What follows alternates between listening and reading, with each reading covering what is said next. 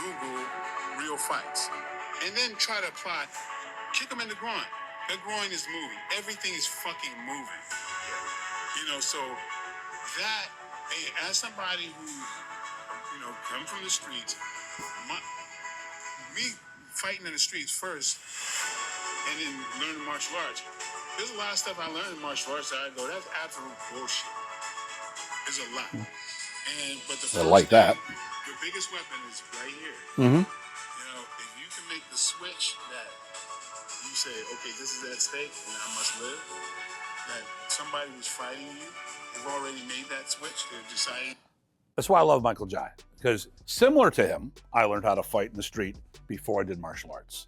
And to have a martial artist, especially someone who's got a movie career, actually talk about the difference. I've heard him talk about a whole bunch of different things too.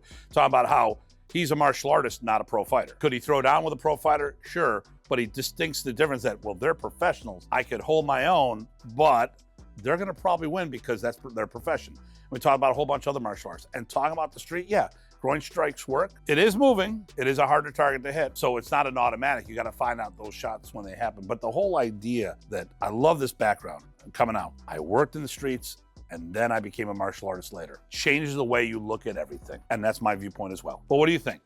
And how many people do you think have been in real fights before they started training martial arts? Not that that's a requirement, but I think it brings something different to the table. I'd love to hear about that. And as usual, follow the Datu.